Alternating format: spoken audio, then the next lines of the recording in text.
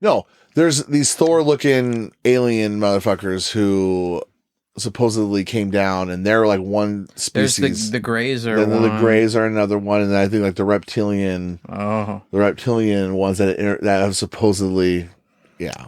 And like I said, I've never gotten too deep into it, other than Truman. Truman, was that the president that had the meeting with the aliens? Eisenhower. Yep. Yeah, in General Eisenhower. That's right. Yep. General Eisenhower was the president, supposedly there was this big, in the middle of the night thing where he got swept up, thrown in Air Force One or some, it was all like official. And there's an official like of why, like he left. The reasons why aren't really known. And then it's come out that he was. The Nordics or whoever it was, the Greys maybe, wanted to meet him. It's like Men in Black. That kind of shit, yeah. Yeah. Because they had that, yeah. So so then if you were to believe that, so let's just say that, you know what I mean? Like that's what the simulation picked for what the truth is, like, oh, there really is Greys or alien. I'm joking about the simulation too. Not to roll your fucking eyes at me. Jesus Christ. What are we getting into? God.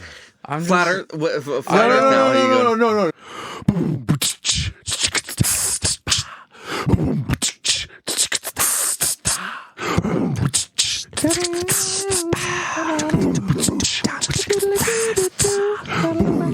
The fruit.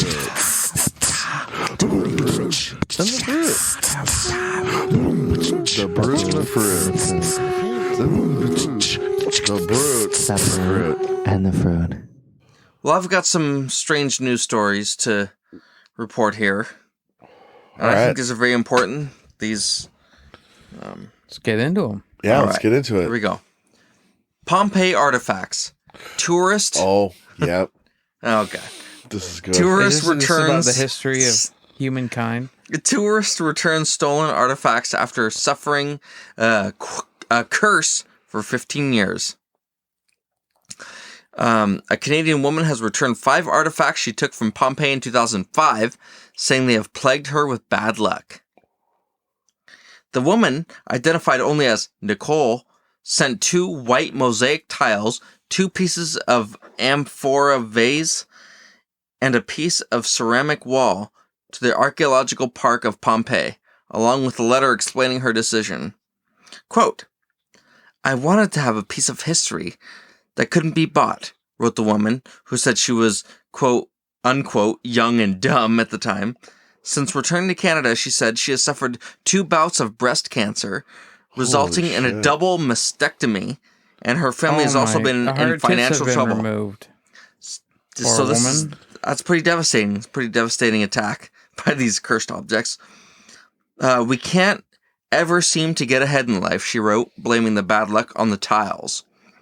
"I took a piece of history captured in a time with so much negative energy attached to it," she wrote.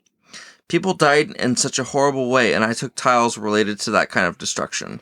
She thinks they're related. Yeah, and she thinks that she's... Yeah. I don't know. I can't quote what show it was on, but I heard a show this week talk about this already. Oh, really? And they made a good point. And so this is the point I'll say. What you need to do is you need to find out what happens to her now. Because she gave up the shit. You know what I mean? Like, the cancer just disappeared. Yeah, right? Like, if that's... so, I feel like it just... To me, it just immediately screams someone who... like, won't take the responsibility of like for all the shitty shit. Yeah, they're having financial troubles, like the cancer shit. That's awful. I'm sorry. The financial troubles. Yeah, that shit sucks too. Times are tough. Yeah, and remember, you just had breast cancer and a double mastectomy. And yeah, you're on the Canadian healthcare system or whatever, but I'm sure all the time that you're missing for work and all the time that your husband or your partner, everyone is missing from work, probably not getting paid for. So yeah, you've hit hard times financially. If this is going to be a way to help yourself, like, change your psyche, because I believe a lot of things have to do with like your belief in your psyche. Like, just if you have outlook. Yeah, if your outlook is always everything's empty, then your shit's gonna suck. And if your outlook is at least a little bit optimistic, it's going to be better. And so maybe if this is your case, like, we got rid of this negativity and it's gone. Here's your sign. So like there's the band the Mars Volta? Yeah. They did an album called Bedlam and Goliath. Okay. And the whole album is taken supposedly from this stories that they kind of got from a Ouija board in like Jerusalem. They called it a soothsayer, but it was essentially like a Ouija board. And they believe that once they started fucking around with it, they believed that the whole recording process of the album was cursed. They had like an entire hard drive that had all the work on the album completely go blank and destroyed. There's a whole lot of weird shit going on. It was interesting to read about it, but it's just funny. They went and to the point where all this weird shit was happening to them while they were on tour with it and trying to record with it, that they went and they broke, like the guitar player went and broke it and buried it in burned it and buried it in some unknown space, but yeah, so if that helped them feel like their luck changed, then good, but it made for a good story. This lady's is a little bit more sad, but well, let's see. Nearby Mount Vesuvius erupted in 79 AD, showering Pompeii with hot rock, volcanic ash, and noxious gas and burying its residents. Doesn't sound so bad. The woman related how she had given another child to a friend and told her of the decision to send her artifacts back. But she said she doesn't know if the friend will return hers. So she stole all the artifacts, gave one of them to her friend, and hoping to God that woman returns. If you give this back, my curse will end. Well, what about what if her friend is her friend cursed? Can we get a hold of her friend? Maybe her friend. So this woman's hoping the curse has been transferred. Yeah, we'll see. We'll have to keep up with the story.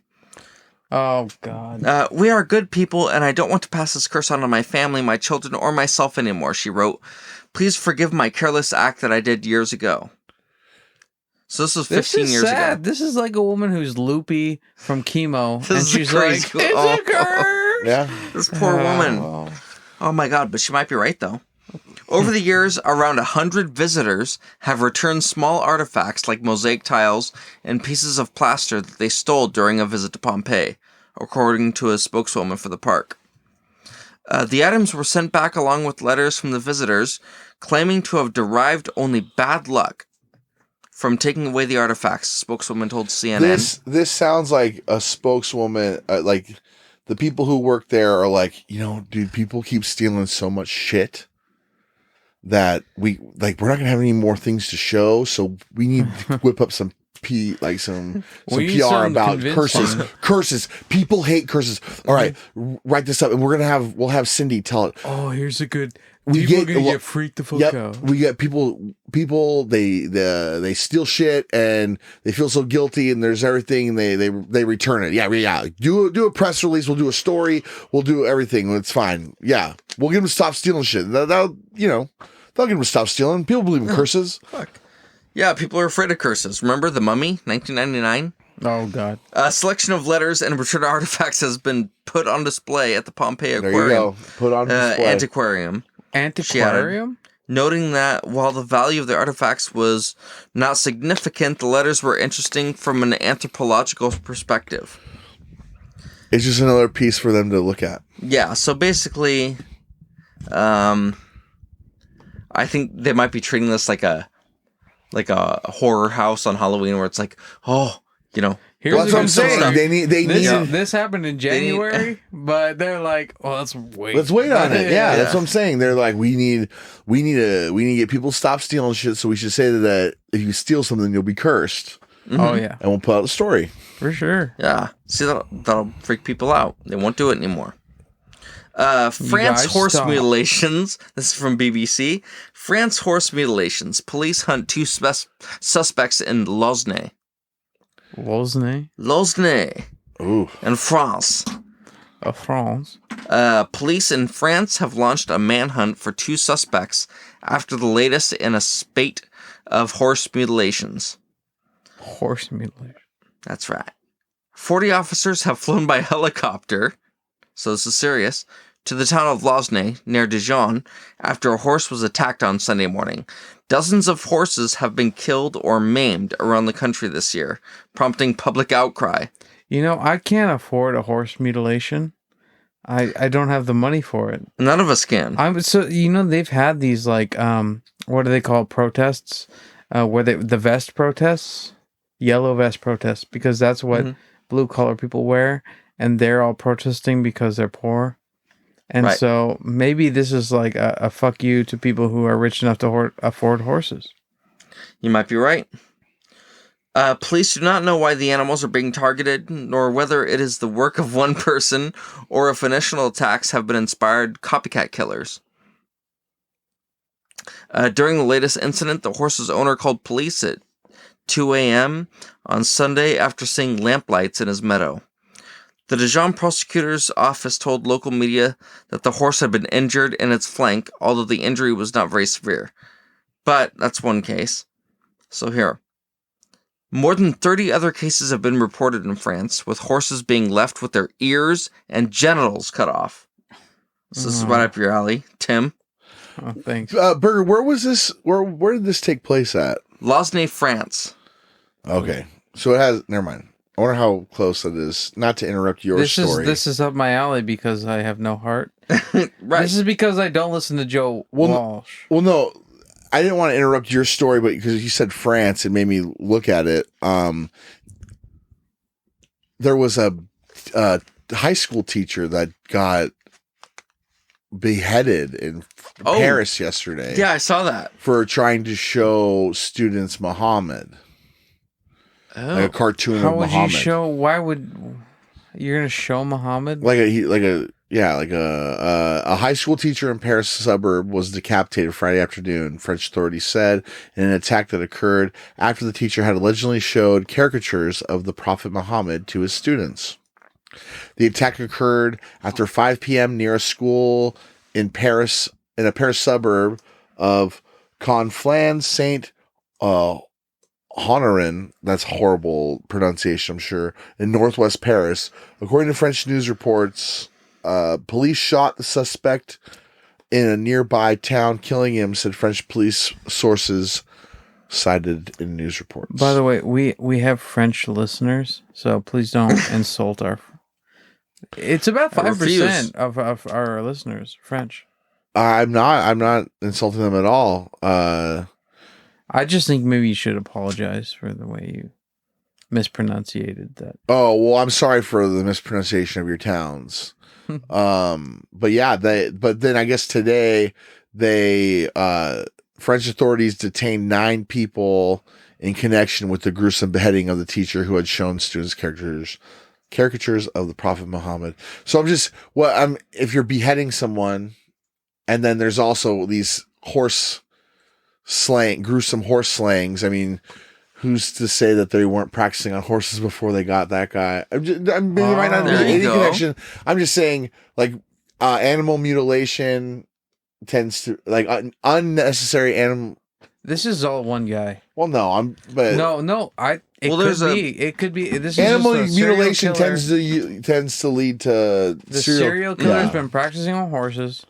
People are freaked out. And it's like, okay, time to... Well, no, but maybe it could have been more like some Islamic fundamentalists were heard about this guy showing Muhammad, so then they practiced their attack on the horse, a couple horses to prepare, and then they went and they perpetrated their attack. Huh. Yeah. Depending on where and they could be completely on opposite sides of the country and have no connection at all. Yeah, this is back in September, this article. Okay, so there's your time to practice. Yeah. What part? We should look up what fax machine. Yeah. Look up where this town is. Burger, get him to look it up. What is it? Look it up. Well, I'm No, tell him the name. Look it up. It's For some reason it's Frosne. F. It's Tell me the English Lausanne. letters. It's LOSNE. NE. France. And then just pull up a map of France and we'll see if it's in the northwest corner or in the northwest area, you know. Southeast. I guess I'll determine what northwest France is. For you that don't know. About to zoom out, eh? Oh, it's looking kind of like northeast. It's very northeast. Northeast, not northwest. It's mid-east, really. Wait, where's Paris at it's northwest of there. Paris is northwest of there? Yeah. Okay. Here, I'll get directions from Paris.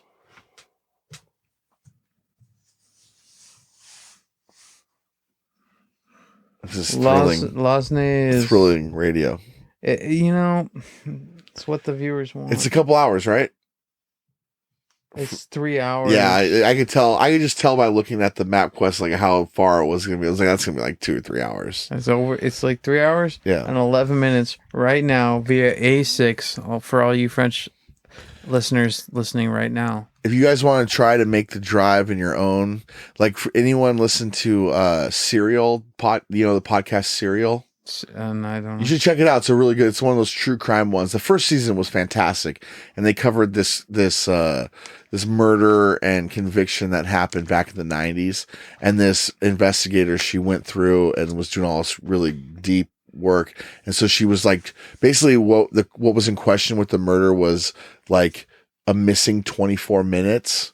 And so like this guy just doesn't remember what happened. So she's trying to was trying to walk the pathway in his shoes. Mm-hmm. So like there's a whole episode of her like trying to figure out if he could have done what he did in the time to walk, to do this and do that, drive here and do whatever, kill 24 minutes. Yeah, kill the girl, then be seen here.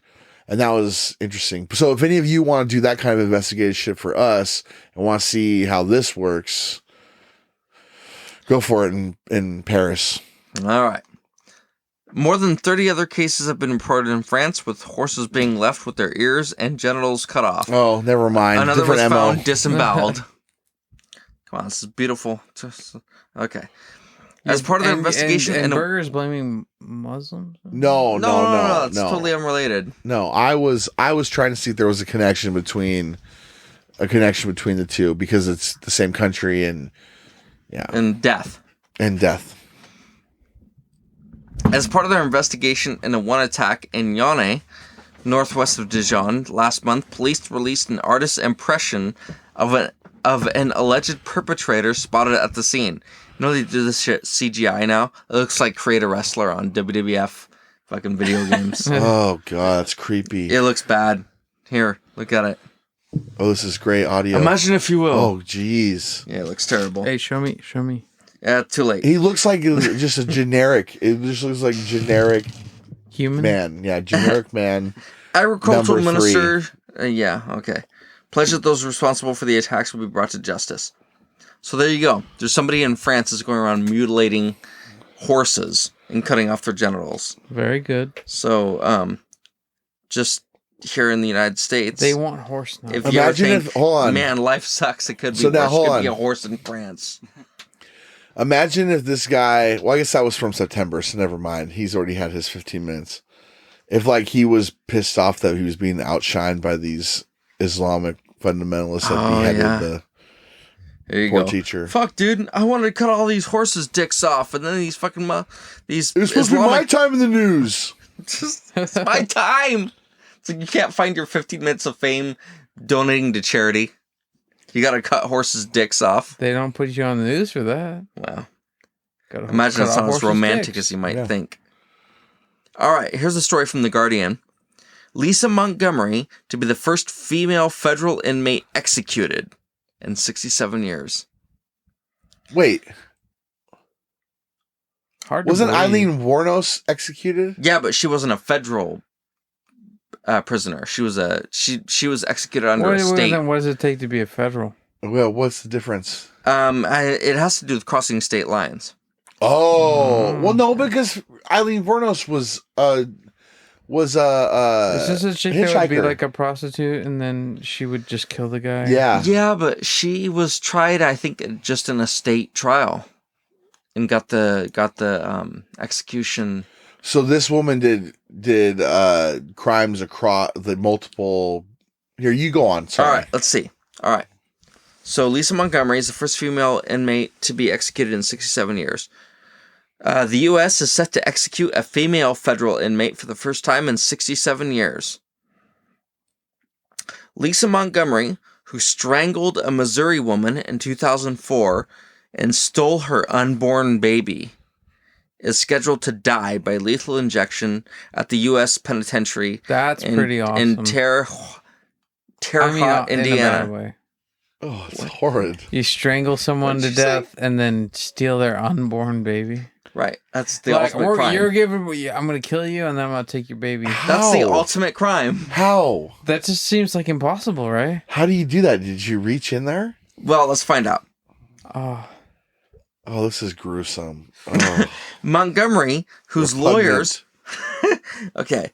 Montgomery, she's the killer, whose lawyers have long argued that she has brain damage from beatings. That's the only argument left. From beatings. She's fucking crazy, okay? As a child and suffers from psychosis and other mental conditions, will become the first woman executed by the U.S. government since Bonnie Brown Heady in December 1953.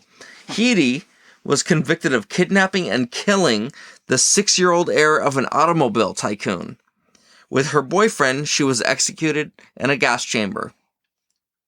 Back in the good old days. Hey, at least they were together. I just don't get what separates it as why she's why it's a United States federal, why it's a federal issue here. I don't know. We might have to.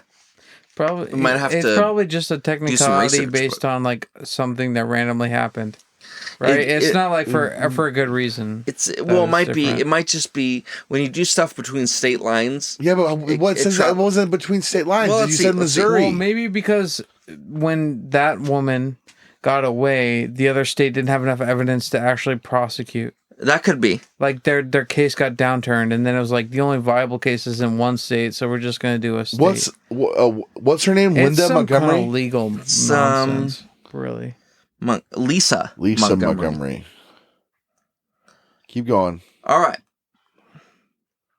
The Attorney General, William Barr, announced the decision to proceed with the execution of Montgomery, age 52, in a statement that also detailed 10th of December execution date for Brandon Bernard, age 40, who with 2 accomplices was found guilty of the murder of 2 church ministers in Texas, 1999.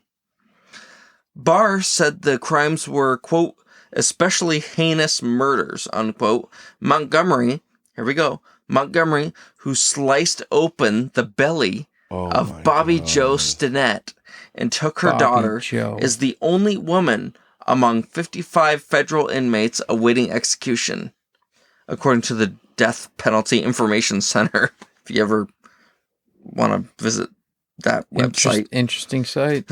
Under Barr, 7 executions of federal prisoners have taken place since July. Before that, only 3 inmates had been executed since the restoration of the federal death penalty in 1998. The Oklahoma City bomber, Timothy McVeigh, and another in 2001, the other 2 years later. In state prisons, 16 women have been executed since 1976, Supreme Court decision. Since a 1976 Supreme Court decision lifted a moratorium on the death penalty across the U.S. The most recent was in September 2015, when Kelly Renee Gissendenner, there you go. Got it. Sounded out. Received a lethal injection in Georgia for the 1997 murder of her husband. Montgomery attorney, this is the attorney to the woman who sliced a baby out of a woman's stomach. He said he attacked William Barr's decision as a, quote, injustice. In the grip of her mental illness, Lisa committed a terrible crime. Yet she immediately expressed profound remorse and was willing to plead guilty in exchange for a life sentence with no possibility of release. Lisa Montgomery has long accepted the full responsibility of her crime, and she will never leave prison, but her severe mental illness and the devastating impacts of her childhood trauma make executing her a profound injustice. God, this is... the part that I don't get is why she's a federal. I'm trying to look this up, why she was charged with a federal, like it says right here, Montgomery was charged with the federal offense of kidnapping resulting in death. A crime established by the Federal Kidnapping Act. Oh, maybe that's why. Federal Kidnapping Act, yeah. In 1932, and described in Title 18 of the United States Code. If convicted, she faces a sentence of life imprisonment or the death penalty. It's hilarious how our law network is just a mesh of random things that happened over time that we just were like, oh, let's create a rule. Yeah, it's like house rules. It's like a house rules, or like shitty. But, like, we're going to create this rule in a weird way so that it's not like the other rules. And it's going to be this weird mesh where random things happen just on accident. It's like a weird... It's like when you watch It's Always Sunny and they play Charlie McDennis and they have, like, these weird rules. And then you watch the next time they played Charlie McDennis and the rules and everything have changed. So to you as a viewer, you're watching and you're like, this doesn't make any sense because the last time they played it, this is, but in their world it makes sense because they've adapted with it. They've been going with it. It's hilarious how much our reality can be described by It's Always Sunny. Yeah. They do a very good job. They do. South Park and It's Always Sunny do a great job of capturing how life is. Now age 16, Stinette's daughter. So she had died. Stinette was the victim. The baby survived. Yes. Holy shit. Now 16 years old. Stinette's daughter, Victoria Jo, was raised by her father. In 2004, Montgomery's husband said he was unaware the baby his wife brought home was not theirs. Oh my God. I had no idea, Montgomery said. What a fucking hope that guy should get the gas chamber. I sure hope the Stinette family get as much support from their church and community as I have, because we're all going to need it. That's my baby. That's my baby. Lisa? God damn it, Lisa! Where'd you get this baby? It's ours. It's ours. Well, okay. I didn't even know you're pregnant. Well, okay. All right. I didn't think you was pregnant. I didn't think I was either. That's the thing. She brings home this baby out of nowhere. It's not like she was pregnant before, or he didn't say, she was pregnant and then she came back and she had a baby in her arms. It was like, oh, she returned with this random baby, and I just assumed it was both of ours. Oh my God, this woman is insane. Yeah. This is a crazy woman. Yeah. And the guy's so we should execute her. Well, she's all right in the sack. Well, to quote Forrest Gump, good. That's one less thing. Don't go make a baby now. All right, here we go. This is a story for the ladies. Oh. From Daily Mail. We don't have any. I'm pretty sure we don't have. Ladies don't listen to I don't know if any ladies would stick around for this. I don't know. They might stick around for this story. I feel like the sound of my voice alone completely just dries up their nether regions. Yeah. Oh, man. And they run away. And he talks about their nether regions, too. So. Well, let's find out. A man, age 30, is jailed for 30 months for repeatedly putting semen in his female coworker's water bottle, honey jar, and keyboard after she accused him of sexual harassment. So she accuses him of sexual harassment, and he's like, well... You haven't seen shit. You haven't seen nothing yet. I'm like, come on, yo. You want sexual harassment? I'll give you sexual harassment. Oh my God. What a monster. God. I don't know this if that's... guy's a fuck. You guys are disgusting. Fucking ass. Now, I'm sure there's a reasonable explanation for this. Oh, I can... Then the guy's a fucking creep. A California man who put his semen in a female coworker's water bottle, a jar of honey, and on her computer's keyboard has been jailed for 2.5 years. Of honey. That's how they proved it. She's like, there should not be white shit. It's a bit bitter.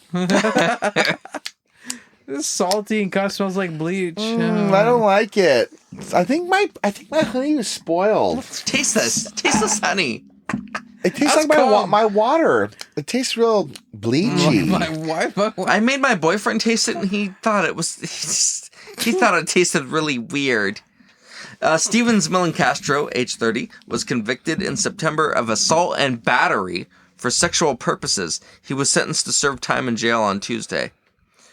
Millen Castro was obsessed with his coworker and stared at her incessantly after she turned him down for a date, prosecutors said. God. See, he makes losers like me seem so, like, I feel like you get lumped in like that. Like, the loser who gets... I'm a loser, but I have a pride. Like, and I'm not going to jerk off on someone's, like... shit if they turn me down or something. I'm just gonna sulk about it and be bummed out. But then they have these monsters who are like scheming to jizz all over your keyboard. And then they look at you and they're like, you're a loser. You're like him too. You must see, yeah.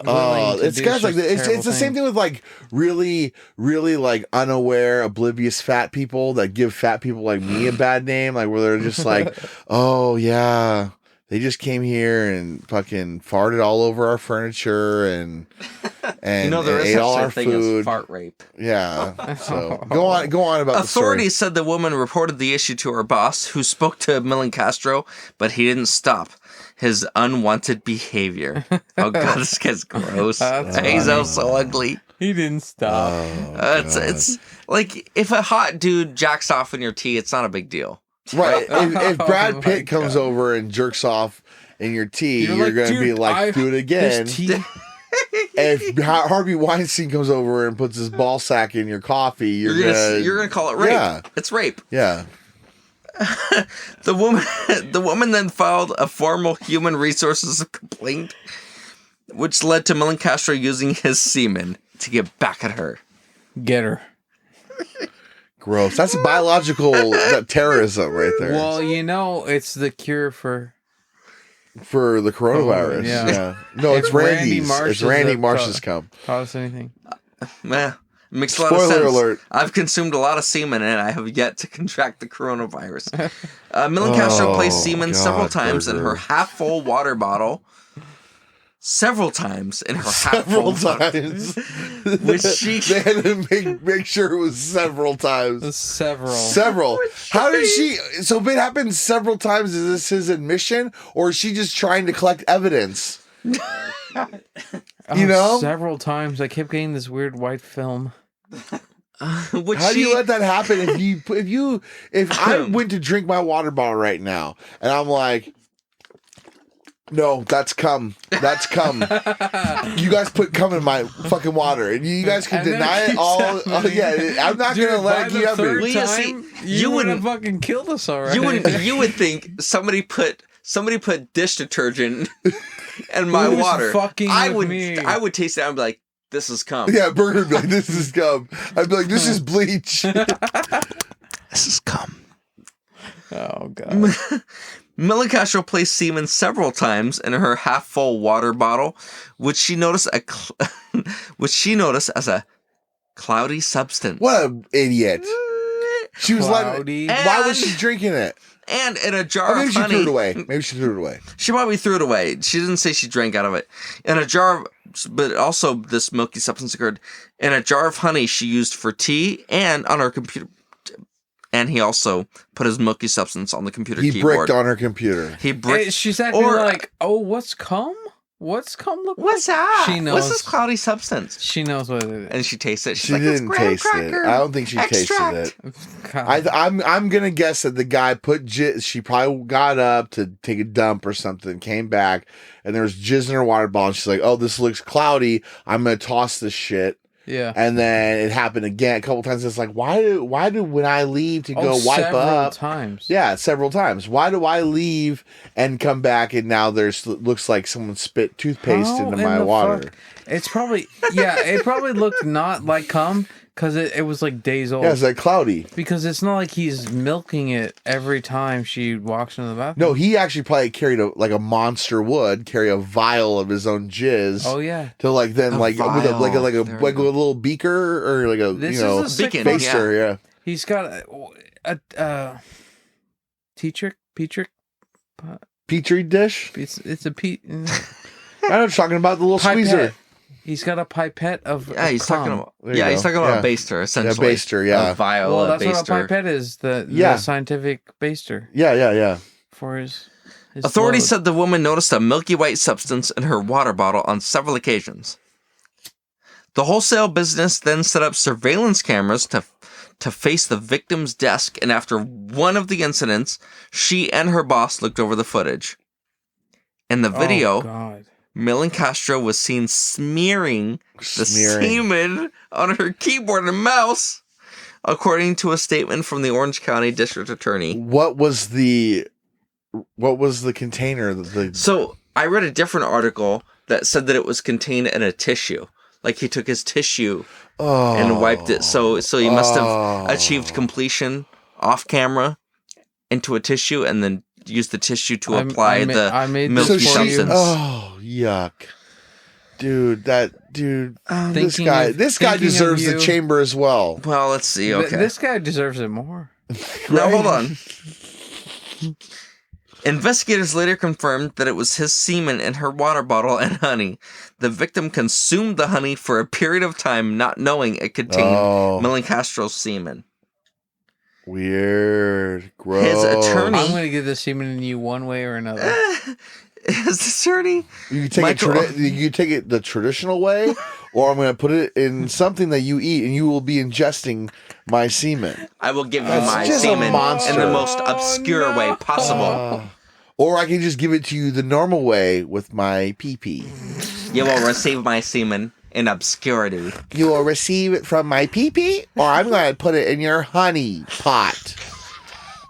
And when you drink your tea, you will drink my semen. You'll drink me. You'll drink me. What a Weasley monster. Well, let me see. Can I see his face so I can get a better voice? Is there a picture? Yep. Hold on. What is he like? Oh, yeah, he does have a Weasley. He's more. Oh, yeah, that's a pathetic guy. He's very pathetic. He's a. Oh, you're gonna taste my jizz. That's more. That's a 4chan guy. Yeah. Hey, you want? No, he's not Andrew Dice Clay. Hey, accept my jizz against your will. Haha, it's fucking funny. He's more like a. Investigators. I just came on your keyboard and. Oops. I'm sorry. Eliza. Oops. I can't control. You should just go on a date with me. I told you were gonna get my semen one way or the other. He's like, fuck, I told you. His attorney, Michael Morrison, agreed that his client engaged in, quote, highly inappropriate behavior. I agree. You think? I agree with as that. Well. We can all agree. We can inappropriate. All agree. Brewing the Fruit agrees. And there's a lot of things we don't find inappropriate. Well, I guess we find a lot of things inappropriate. We cross the line. How do you feel about jizzing on people's property without their permission? Against it. I'm totally against it as well. So there we go. We can see I totally Tim, condemn. I totally condemn jizzing on other people's property without their permission. Tim, that's just like how you said, like there's articles of like weird rules that you have that just seem to mishmash together like our government. That's a Brute and the Fruit rule right there. You don't come on things that we can all agree on no coming on you not come on other people's property. That also counts without the permission. If they it also counts if you're banging someone else's girlfriend or vice versa. Absolutely. You don't come on them. Right. Absolutely. No matter how bad they want you to. Property That's called class. That's called manners.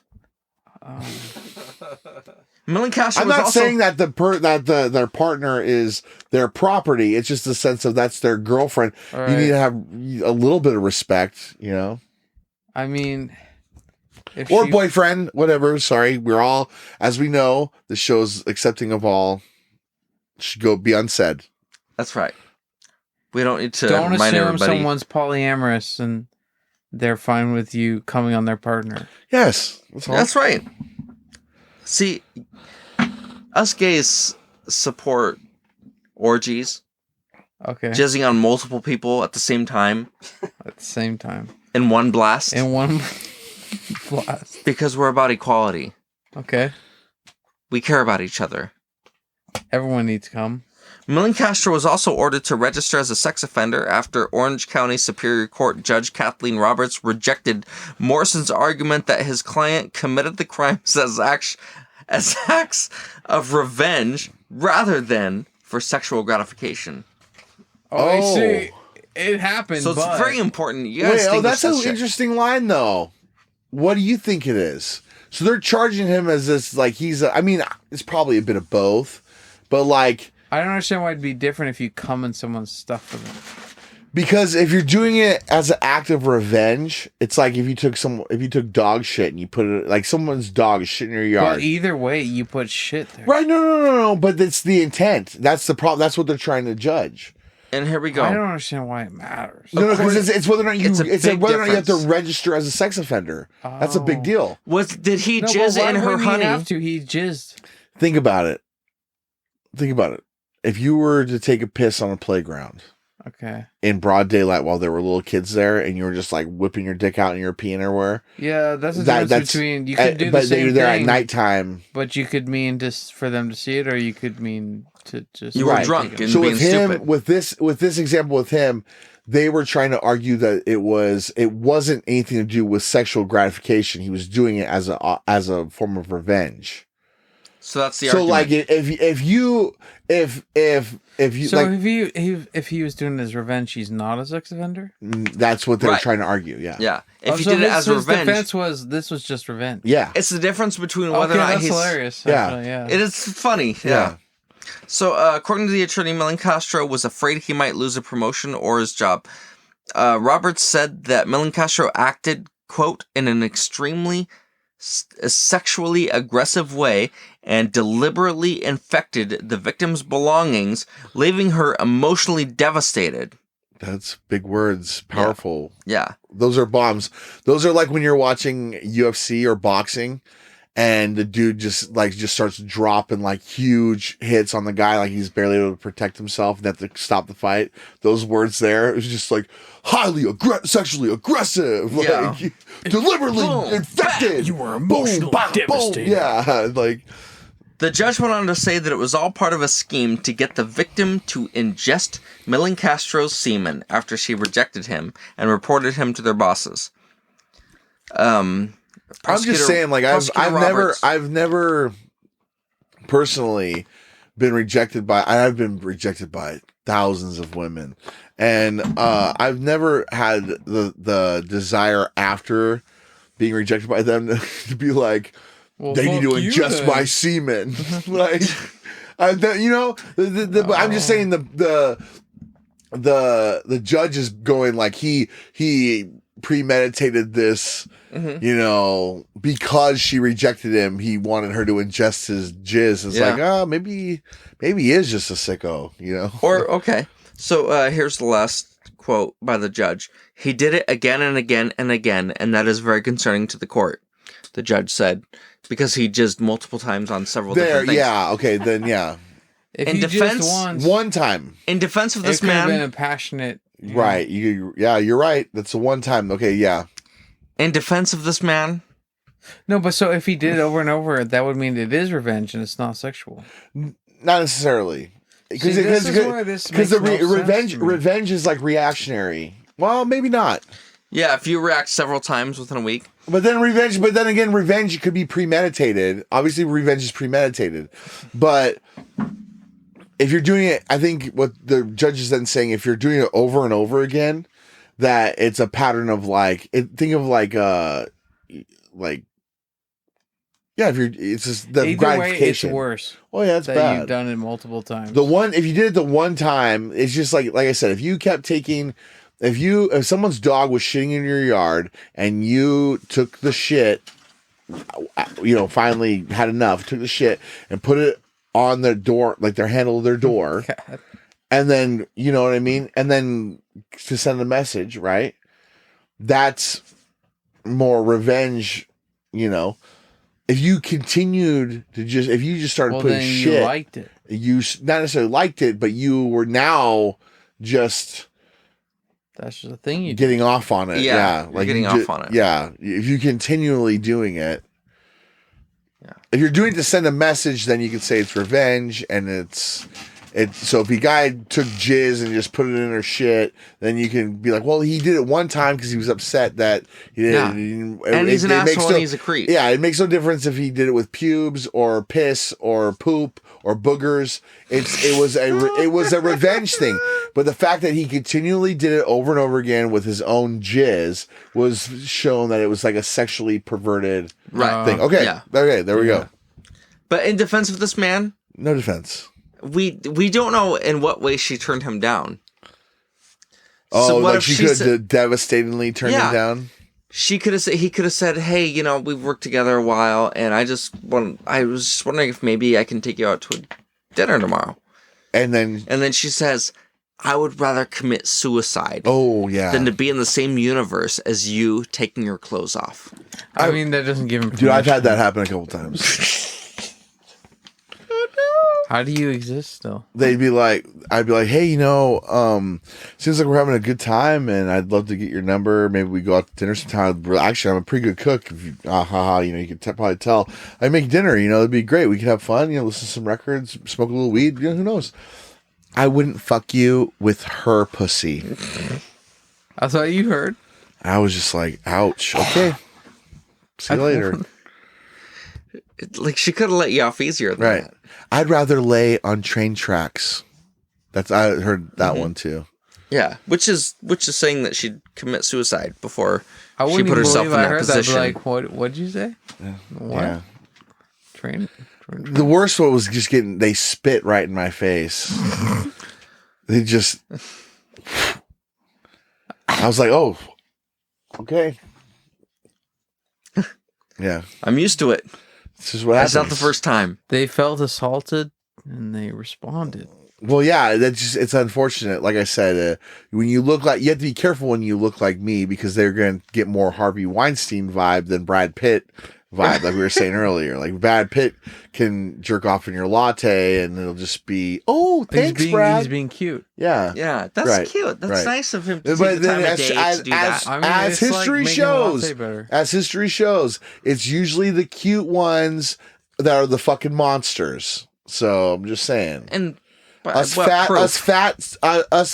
fucking Santa Claus looking motherfuckers are just usually like, you know, jolly. I'm sure there's some fat bastards out there, of course, but anyways.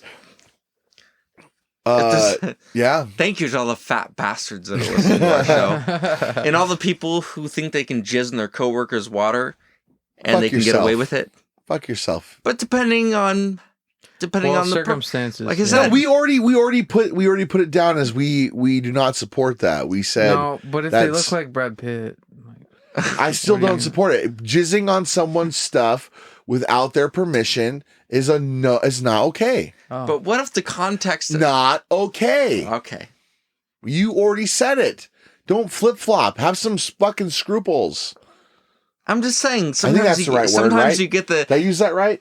Facts, man. Look it up. Scruples. Okay. Sometimes you get the, hey, jizz on me without me saying I want you to jizz on me vibes. I don't... again, I've never got... If you could see me, you'd know that I've never gotten that vibe from anyone. No one's ever put that off. Even girls... I've never even girls vibe. I've dated, it's always just like, but are you done? I'm not in the homosexual community, done? So maybe it's like... I don't know. Well, anyways. That's the brute and the fruit. Are you done? Well, yeah, so we ended up... Are you done? This is how we... No. We had a... Are you done? We had a... Yeah, like, are you finished? Just get... God damn it. Scruples. Was I right? Scruple. A noun. Plural noun. Scruples. A feeling of doubt or hesitation with regard to the morality or propriety of a course of action. Oh, I had no scruples about eavesdropping. Oh. So I think you said it properly. Did I? What did you say? I said that Burger needs to stand like he needs to keep his belief, you know? Because he was saying that you shouldn't. He drew the line and said we should not jizz on people without them knowing. And now he's starting to flip flop on it, like, oh, maybe I shouldn't. Maybe it is okay. Maybe there is an example. Well, jizzing on people without their permission is a controversial subject. What's the other definition for it underneath it? A unit of weight equal to 20 grams. I think that's how I was trying to. Yeah.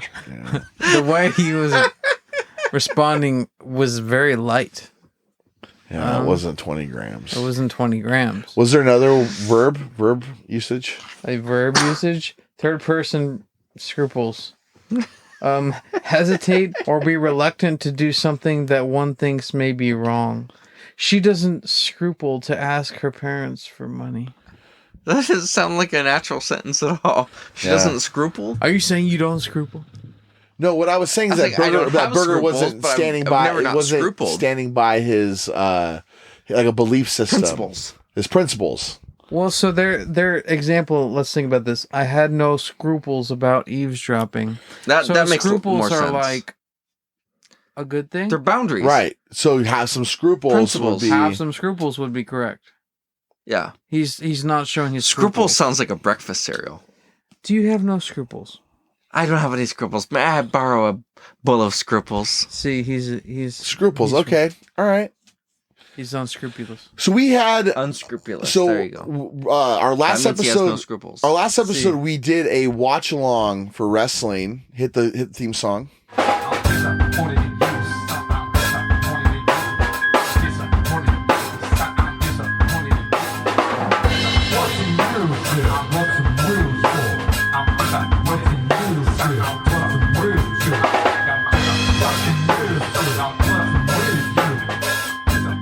You can hear it right now. It's playing.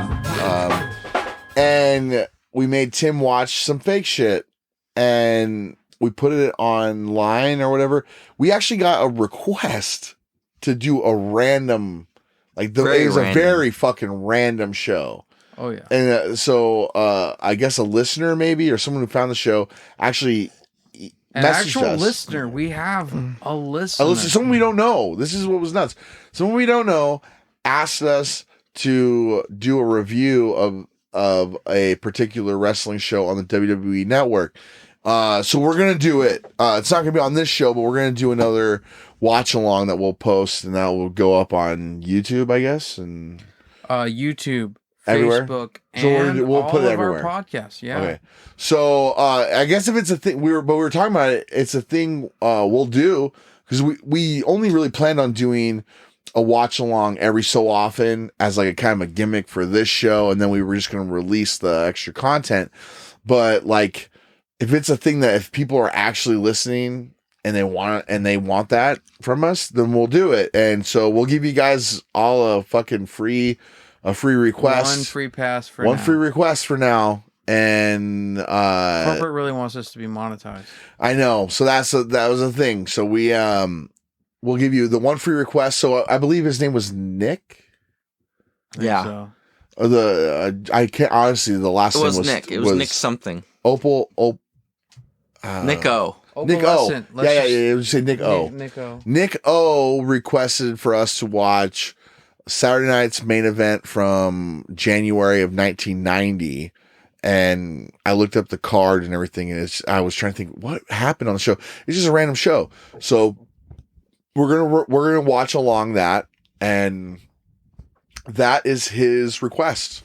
Like that's what you get, Nick O. So we're gonna give you that. If you request any more, you might have to grease our hands, our palms, or you basically go to the back of the line of requests if there are more that come in, or we'll just watch whatever we want to watch. I can makes a lot of sense. If we just have this one, if we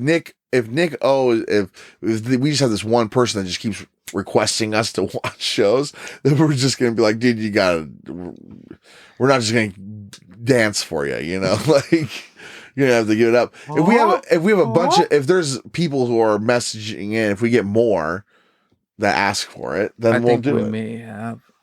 Okay, but corporate's very insistent that we actually get money for this. We've got more requests? Well, you see, it's written in the contract that I'm required to watch along with you guys. Right. And that's the only reason I do it. Right. But the extra.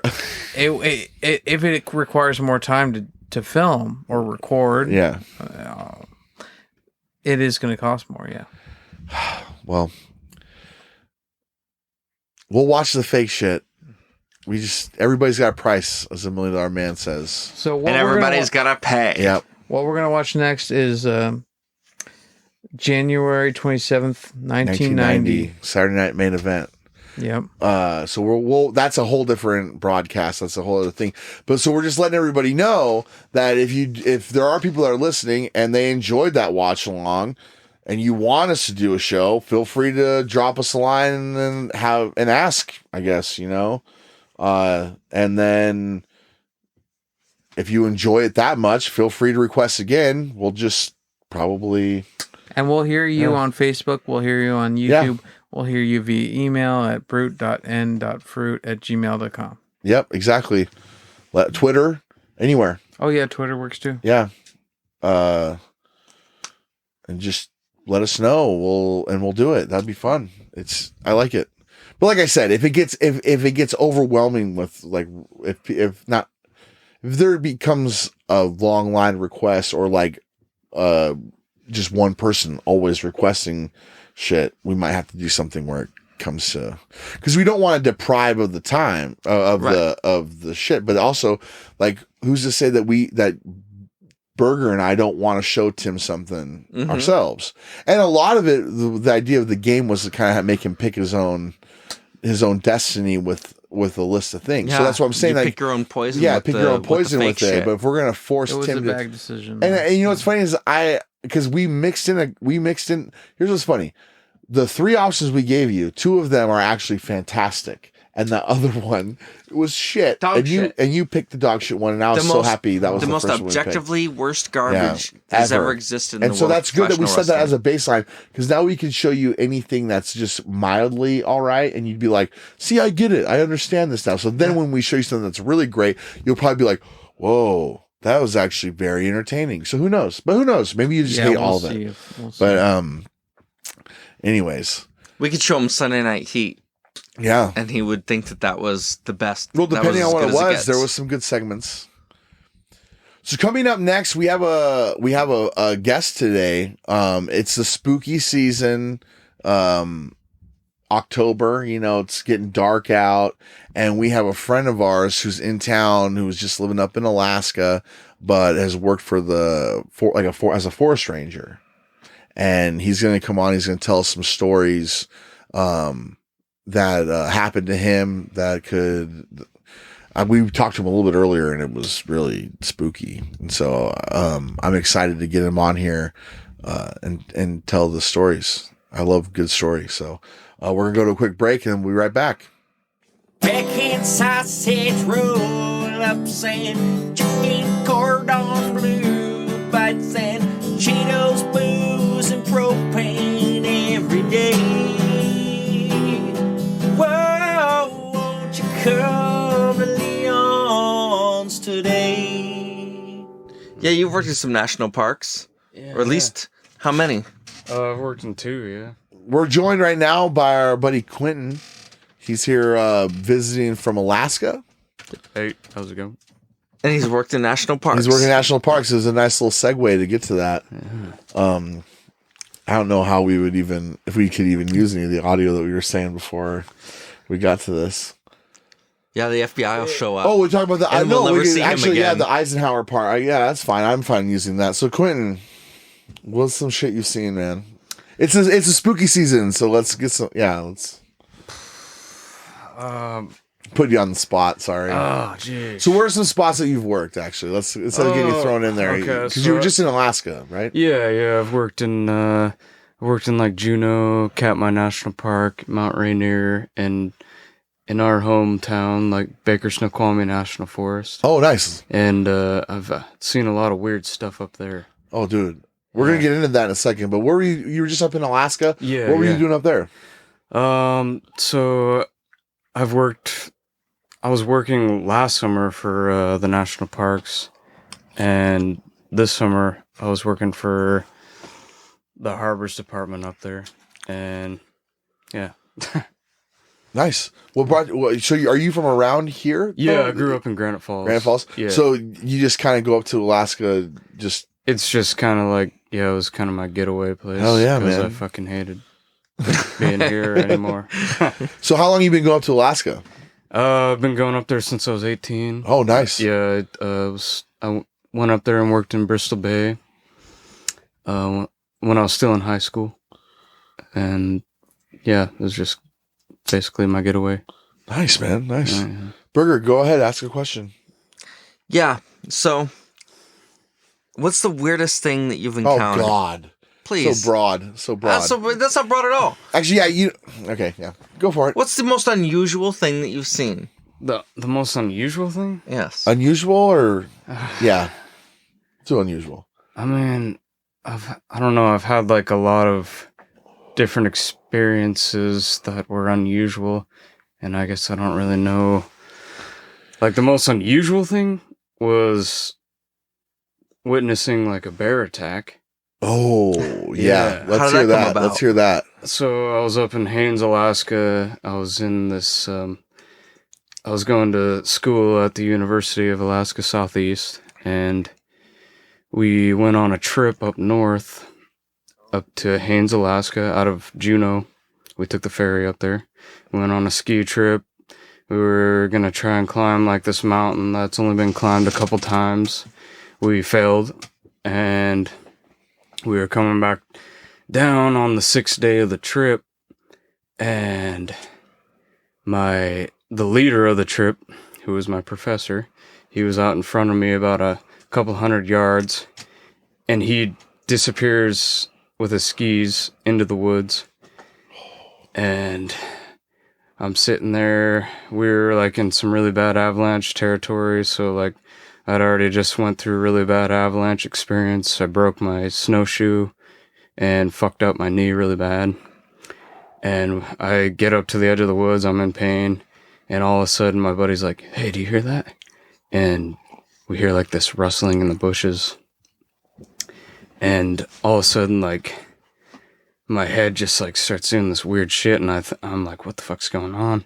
And all of a sudden I hear this screaming, and he's like, ah, ah, ah, ah, and you just hear like this deathly fucking blood-curdling scream go straight down this fucking valley. Like, and you hear it go, go, go, and you just hear him scream, and he's like, help, help, help, and all of a sudden it goes silent. What'd you do? I just sat there, and I only did what, like, I feel like anyone would do, and you just, like, sit there and you process, you're like, okay, what the fuck just happened? What just happened? Yeah, like, I asked my buddy who was next to me, and he was like, I was like, dude, did like, an avalanche just hit? Because, like, that's, like, the most likely thing that happened in the mountains. And he was like, no, dude, I swear he just said bear, bear, bear, bear, and I never heard that. And I was like, oh, bullshit. And so we're like, fuck it. So we throw our packs off, and we run to the woods where we heard the screams, and we take our ice axes, and we start running down the hill, and I'm looking to the right-hand side of me, and all of a sudden I start seeing blood. Just like fucking blood. And I start running further and further down. More blood, more blood. I'm like, oh, fuck. Like, this was not an avalanche. Oh, my God. This was something worse. An attack. Yeah, an attack. And I get down there, and there he is. He's like bobbing his head back and forth. His fucking helmet's split in half. He's bleeding everywhere. Look to my left-hand side. There's a fucking brown bear sow. And she's running off to my left-hand side, and she's scared shitless. Never see her again. And I look up the hill, and I hear this weird noise, and there was a cub there. Oh, dude. And, yeah, he just got attacked, and he got torn off his skis and thrown down, like, 300 feet ravine of snow. Holy shit. Yeah. It's terrifying. Yeah, and he was like going into shock, so we like pull him up to like this flat spot up on this fucking steep ass hill, and tear off all his clothes because he's going into shock. He's soaked, like he's gonna get into a hypothermic state. And once we take his clothes off, I had noticed that he's bleeding, like he's bleeding out of his main artery on his leg. And I'd take fucking hand pressure, put it down. Oh, Jesus Christ. And yeah, just hope for the best. And like we start making phone calls and stuff. Luckily we had service, and we were able to make a phone call down to Juneau, Alaska. They call up to Skagway, Alaska. They were able to take a helicopter down to Haines, and they were able to land in like this really unlikely spot and pull him out of there. Oh my God. So that was probably the craziest thing I've seen. Holy shit. It's such a different universe. This is we don't. shit. And this wasn't fake. This is not 100%. Holy You look it up. shit, man. That's heroic, dude. It was, I felt pretty good about it.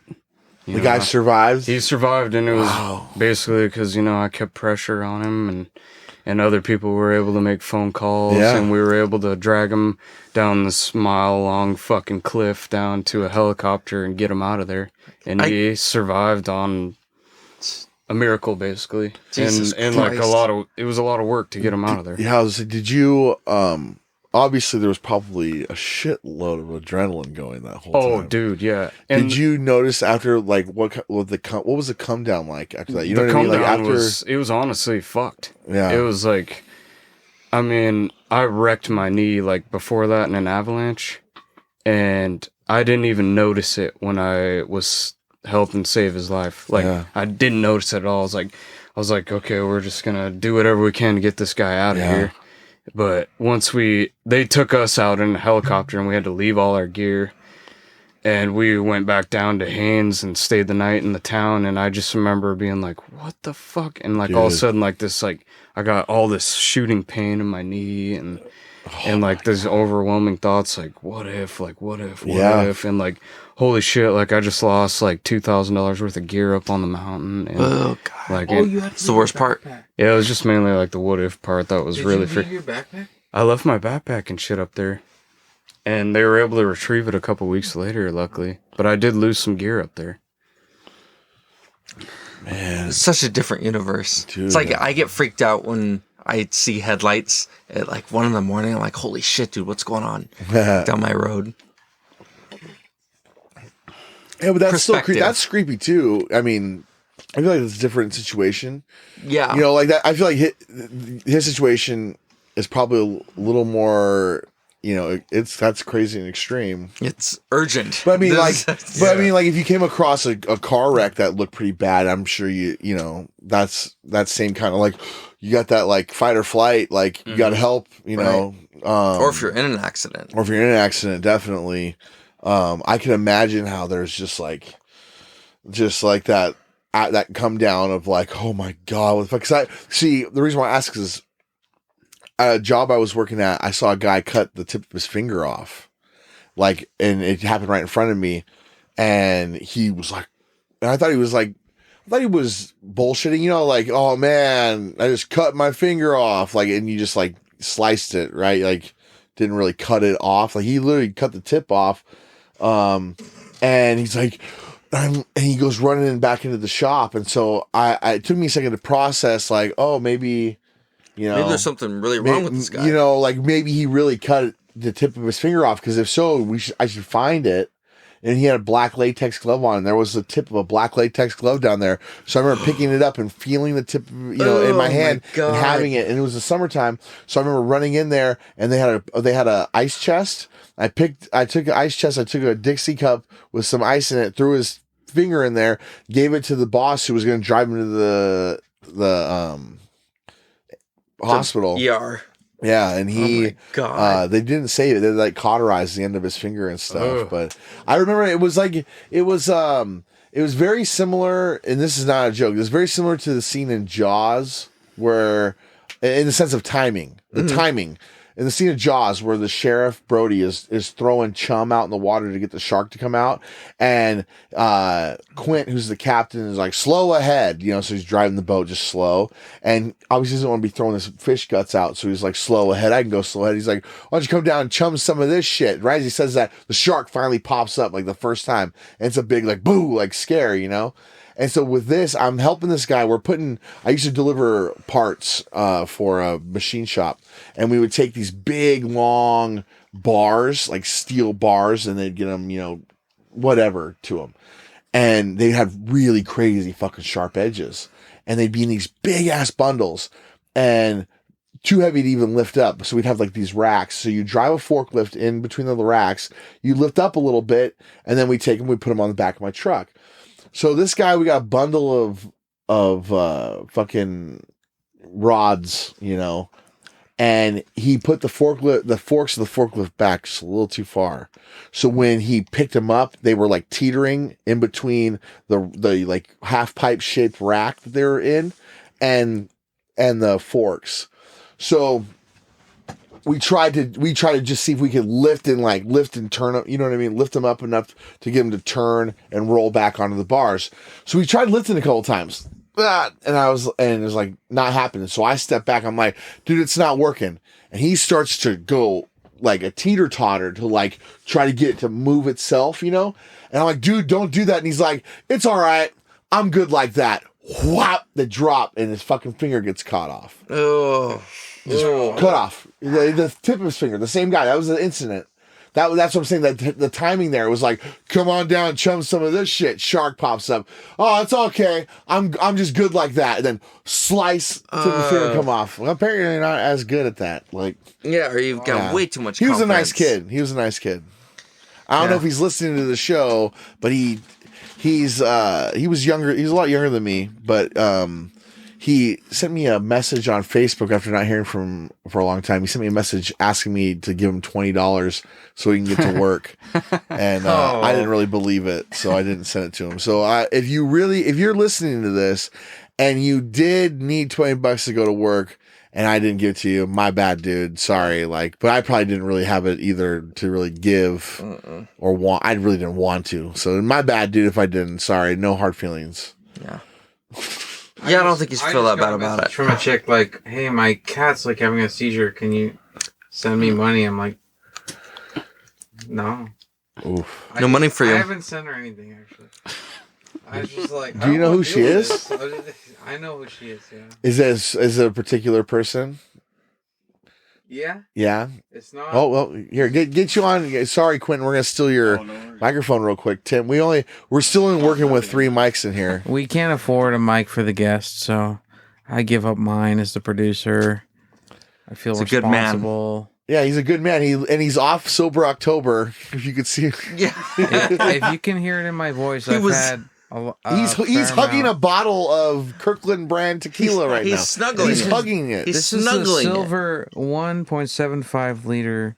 If you're curious, it's a good bottle. So, anyways, is this your ex-girlfriend? No, it's not. Oh, okay, that's good.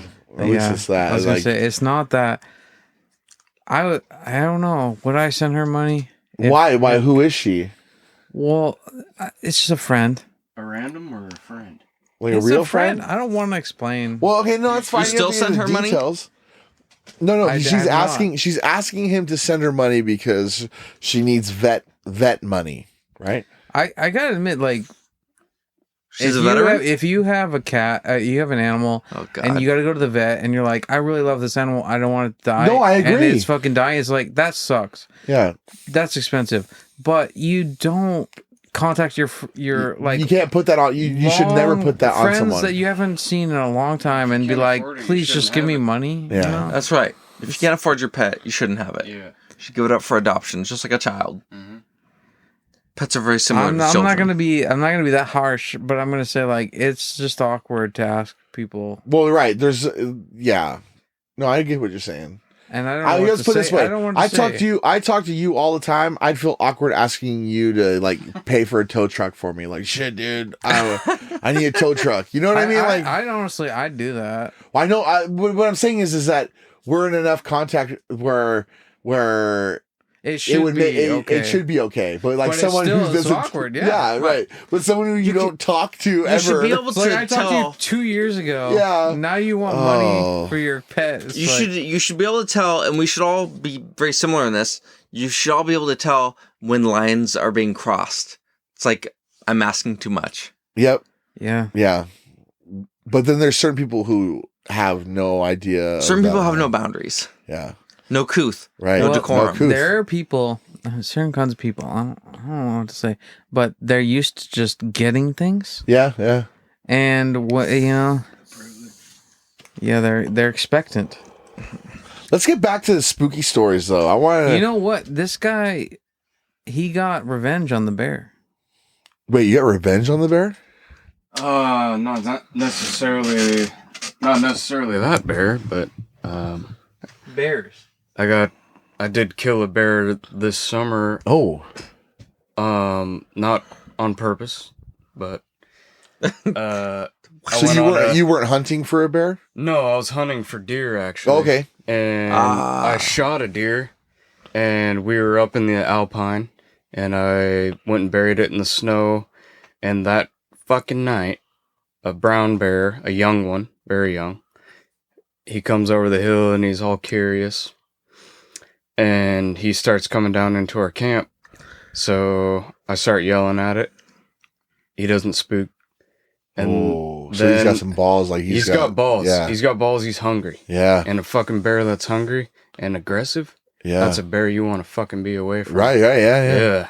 And he keeps coming down, keep yelling at it. And I'm like, and he kind of goes over the ridge a little bit.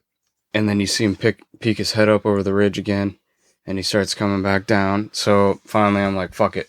I take my 30-06 and I launch a shot like right at its feet. I wasn't trying to shoot it. Yeah.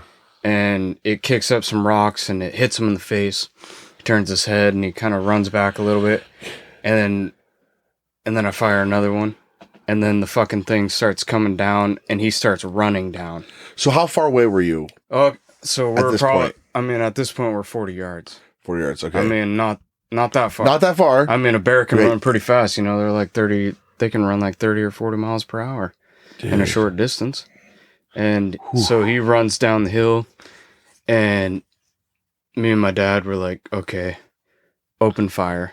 And so we start firing shots at it, and we hit it twice, and the thing falls down on the ground, and he starts dragging himself. Jeez, that's like a monster. Yeah, and then he fucking starts running over the hill, and I get this weird like adrenaline rush, and I run up the hill after him, and he's laying down there in the snowpack, and I take a shot and hit him in the head and kills him.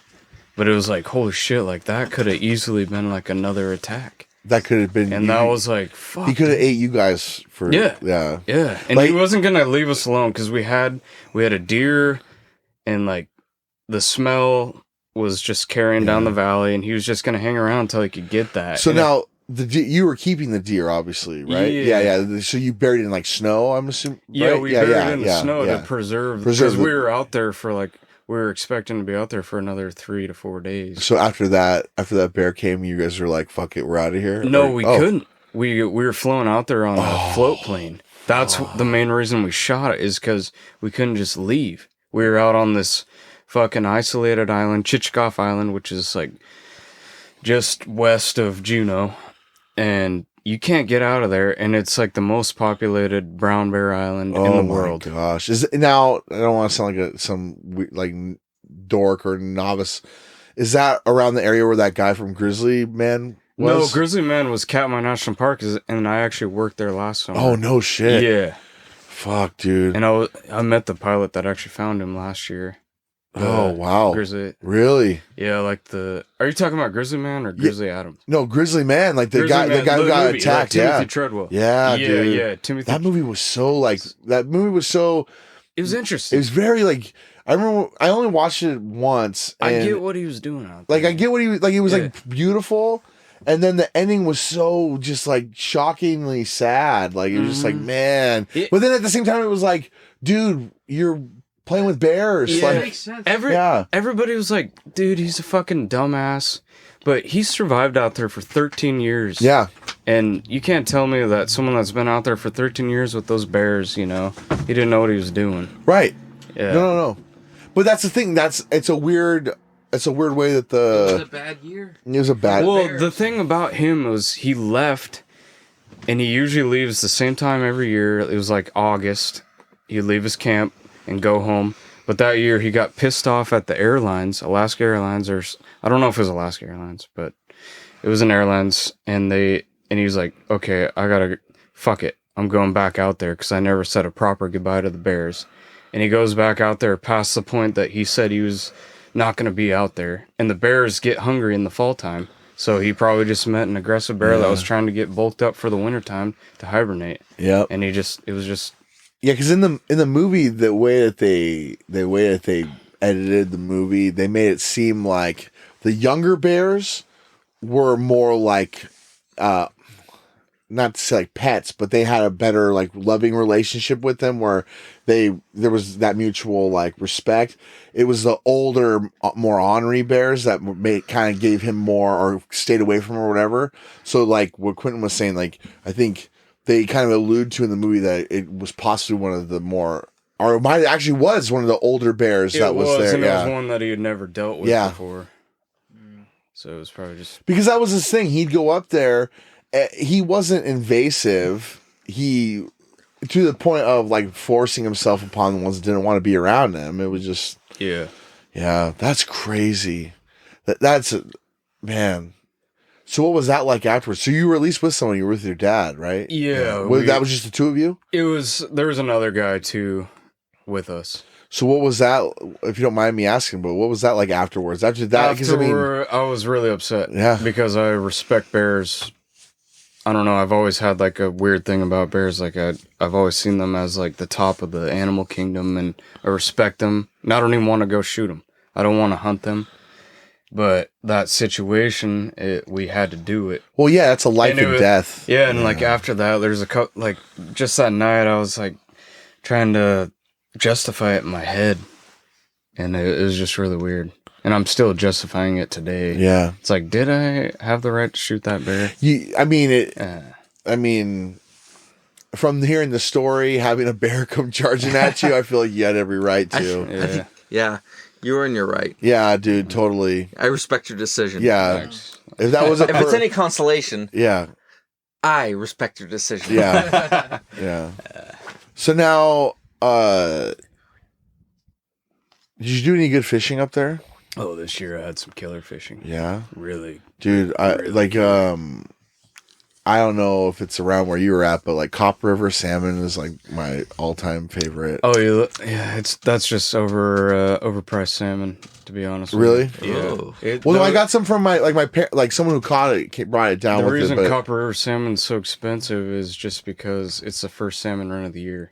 Oh, okay. Yeah. See, my grandma always just gave it to me. It was like someone she knows goes to Alaska fishing, and they brought it with her. So she's like, "This is Copper River. Here you go." Like, okay. So I mean, like it's caught. Definitely like a stigma that goes along with it. Oh, definitely. Like, yeah. No, I've never gone out to buy it or anything. I've always just had it as like I said, my grandma was like, "Oh, so and so just got back from Alaska. They gave me some Copper River."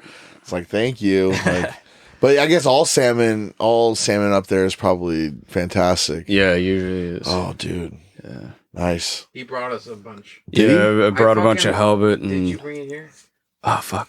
I meant to ask you. Damn it. Yeah, I should have brought some smoked salmon. Oh, smoked salmon. Now we're all deprived. Next week, we've got send the taste. Tim with some. We'll go pick some up right now. All right. There we go. Perfect. All right. So now, before we started rolling, you started telling us a story that left us on a great cliffhanger. So I'm going to have you restart it. The one with the guy that was waving down. Oh, yeah. Yeah. Okay. Can you tell that one? Yeah, I'll tell that one. Yeah. Yeah, it was just kind of weird. I don't know if it was just like a big mind fuck or what, but... Right, well, start from the beginning, though. Okay, so it was another mountaineering trip, but it was in Juneau. Okay. And we did like this big like ski traverse from one mountain to another. And like we were getting down to the second mountain, and me and my buddy... we were together, and I didn't actually see the first thing, but he was like, dude, come here. And I like walked back to him, and he's like, look up there. And I didn't see anything, but he claims to have seen this guy up on the ridge. He was like waving his hands in like panic mode back and forth. And then all of a sudden, like he starts like telling him to come over here with his hand. So he saw this, but you didn't? I didn't see the first account of the story. But hold on, to be clear, it wasn't something like you guys were both looking in the same direction. No. Right, like we're just trying to get up a fucking mountain, you know? So like you just got, I don't know, I got kind of like hey man, did you see that? Like, yeah. It was like, holy shit, dude, like fuck. And I was like, okay, that's kind of fucking weird. Put it in the back of my head. And I start I mean, like a couple hours later, I get down to the bottom of the mountain and I look over in the woods and I see this fucking dude with a big old fucking grin on his face, smiling at me.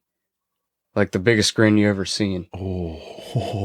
And I'm just like, shit, dude, what the fuck is that? How far away? This is probably 10 yards. Oh, dude, that's Close. too close. Way Too close. And you're in the middle of nowhere? Yeah. What- Middle of nowhere. What was he wearing? I mean, it was all dark, and I could see like. Yeah, like, sorry, not to keep cutting you off. Let's paint a little more picture. What time of day was it? Okay, so like the first account, it was like midday, and like we're talking like a snowy ridge. The guy's waving. The sunny. Sun. It was like cloudy, like kind of A little snowy, overcast. Okay, yeah, okay, like all right. snowflakes coming down. All right.